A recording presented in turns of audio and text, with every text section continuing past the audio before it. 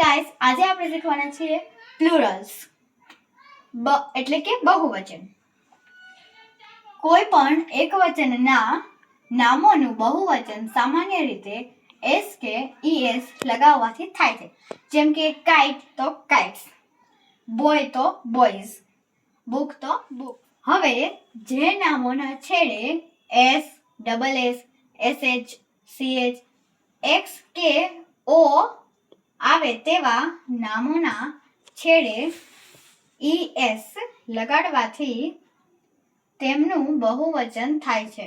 જેમ કે બસ તો બસીસ, ગ્લાસ તો ગ્લાસીસ, ડીશ તો ડીસીસ, બેન્ચ તો બેન્ચીસ, બોક્સ તો બોક્સીસ, મેંગો તો મેંગોસ. હવે કેટલાક નામોના છેડે f કે fe આવતા હોય તેવા નામોના f કે fe ની જગ્યાએ ves મૂકવાથી તેમનું બહુવચન થાય છે.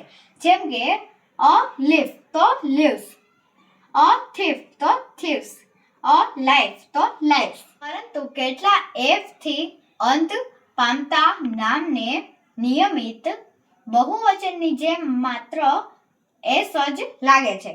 જેમ કે ગલ્ફ તો ગલ્ફ્સ, પ્રૂફ તો પ્રૂફ્સ, રૂફ તો રૂફ્સ.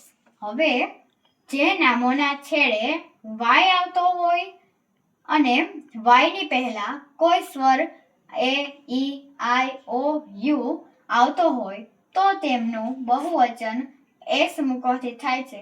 અને જો y ની પહેલા વ્યંજન હોય તો y નીકળી જશે અને ies આવશે. જેમ કે day તો days, boy તો boys, lady તો ladies, બેબી તો બેબીઝ. ખરા નામોના બહુવચનને કોઈ નિયમ લાગુ પડતો નથી. જેમ કે જો કેટલાક નામના બહુવચન તેમાં આવતા સ્વરોને ચેન્જ કરવાથી થાય છે. મેન, જેમ કે મેન તો મેન, જો આમાં એ સ્વર છે તો અહીંયા ઈ આવ્યો. પછી ગુઝ તો ગીઝ, ફૂટ તો ફીટ, ટૂથ તો ટીથ. કેટલાક નામ એવા હોય છે જે એકવચન અને બહુવચનમાં બંનેમાં સરખા હોય છે. જેમ કે શીપ તો શીપ, ડિયર તો ડિયર. તો તમને આ વિડીયો ગમ્યો હોય તો અમારી લિટલ ટીચરની ચેનલને લાઈક અને સબસ્ક્રાઇબ કરજો.